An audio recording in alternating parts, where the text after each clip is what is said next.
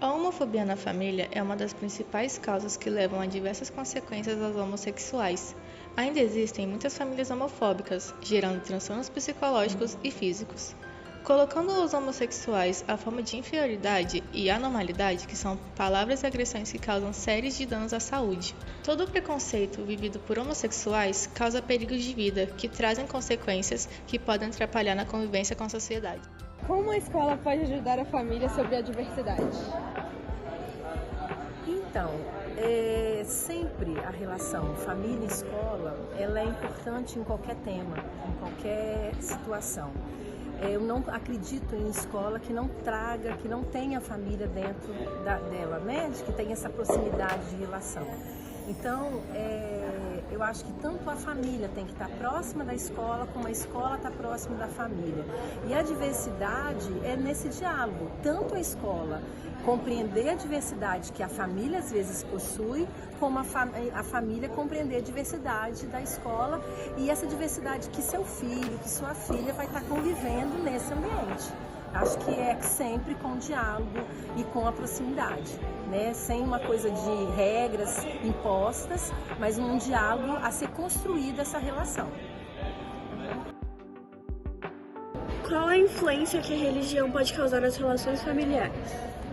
Então, a religião, ela meio que já tem os padrões, né? Cada religião tem os seus dogmas, tem as suas influências na nossa vida, na nossa fé. E muitas famílias, inclusive, quando você é uma criança e nasce em uma família já religiosa, você já tem pré-definido como vai ser a sua fé, né? Como que vai ser a sua vivência. Então, acredito que a religião, ela influencia positivamente, dependendo de como os pais levam, né, essa questão, os pais responsáveis levam essa questão, se deixa a pessoa mais livre para escolher suas próprias ideias e dogmas, ou se ela aprisiona, né? Tem muitas famílias que, de certa forma, aprisionam e causam... Porque assim, cada um tem as suas ideias, né? Nós somos seres únicos, somos seres livres, somos seres que pensam pela nossa própria cabeça. Então quando a gente cresce dentro de uma família que já está pré-estabelecido como você deve ser, isso causa muito mais conflitos do que quando você cresce em uma família que deixa você livre para escolher as suas próprias crenças, né? Então eu acredito que a influência quando a família é mais religiosa, a influência é bem mais pesada. Os jovens LGBT também têm taxas significativamente mais elevadas de depressão do que os não LGBT. Estudo realizado nos Estados Unidos identificou que 8% dos homens e 13% das mulheres heterossexuais tinham ideação suicida, enquanto entre homens e mulheres da população LGBT, essa taxa foi de 36% e 42%, respectivamente. Ademais, estima-se que 20% da população LGBT adulta já tentou suicídio ao longo da vida. O impacto do estigma de ser LGBT sobre a saúde mental e comportamento suicida parece variar entre ambientes, com diferentes níveis de suporte e aceitação, preconceito, discriminação e pré-julgamento. A conexão com a comunidade pode exercer importante proteção contra desfechos negativos ligados à saúde mental. O suicídio entre jovens LGBT refere-se ao ato de suicídio, cometidos por pessoas de 15 a 29 anos, que, usando a princípio a autodeclaração, identificam-se como gays, lésbicas, bissexuais, travestis, transexuais ou ainda queer. Adolescentes e adultos jovens LGBT têm uma das maiores taxas de tentativa de suicídio. Para os pais de filhos LGBT, como criar um ambiente seguro para seus filhos? Muito interessante essa pergunta, porque os pais, mesmo aceitando como possível a sexualidade ou a identificação de gênero do seu filho, vivem o medo, o receio do que eles vão viver pelo mundo. Então, é muito importante vocês refletirem. Claro, você continua educando seu filho sobre como é o mundo, mas você não afirme esse mundo como uma verdade.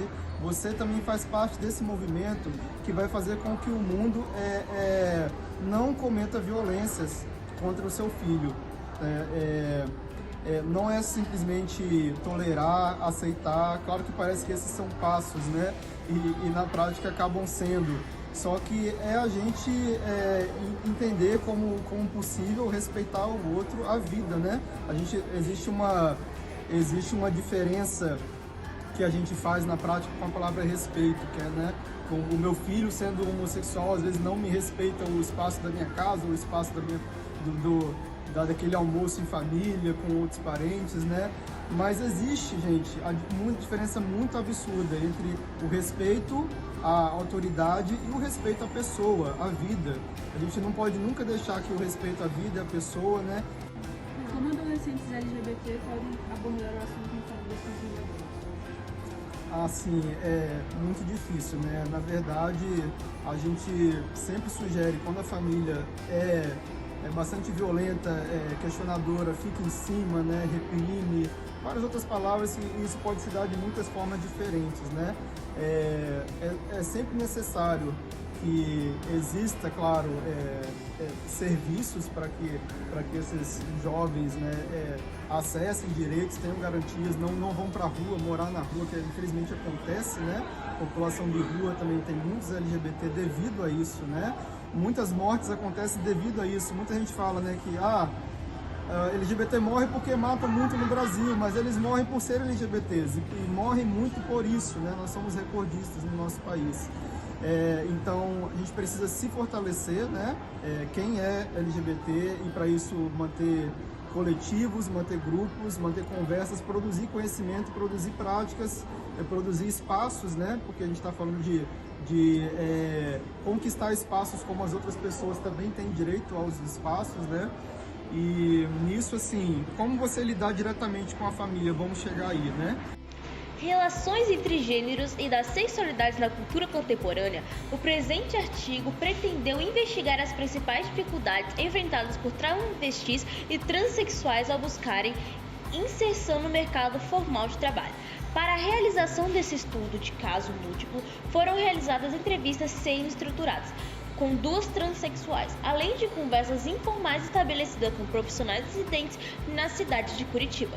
A pesquisa permitiu identificar entre as principais dificuldades enfrentadas por esses profissionais o preconceito da idade escolar, o difícil acesso à formação profissional, o não respeito ao nome social e a patologização do transexualismo, mostrando-se como pontos elementares que dificultam a atuação em pontos formais de trabalho. Indiretamente, a pesquisa permitiu identificar a falta ou mesmo ineficácia de pontos públicos voltados para o atendimento de tal público. Como é ser trans na sociedade de hoje? Ser trans na sociedade de hoje talvez seja um pouco mais fácil do que há 20, 30 anos atrás. Eu já sou uma pessoa de 50 anos, vivenciei uma dificuldade talvez um pouco maior. Ser trans na sociedade de hoje, nós temos um arcabouço de profissionais onde se tem várias oportunidades de fazer acompanhamento psicológico, fazer acompanhamento médico, dentro de todas as especificidades, para que possa ter uma qualidade de vida um pouco melhor. Mas ainda se enfrenta muitos preconceitos nas famílias, preconceitos na sociedade de forma geral, principalmente para o mercado de trabalho. E o trabalho, como que fica? O trabalho, como a gente já estava falando, né? Hoje em dia tem-se uma dificuldade ainda muito grande. Tínhamos dificuldades ainda maiores, né? Mas, de acordo com que a sociedade avança, as pessoas aceitam um pouco mais. Não é que aceitam de forma geral, mas a gente enfrenta ainda muitos preconceitos na questão das oportunidades de trabalho. O que cabe a nós é sempre nos qualificar a cada dia mais.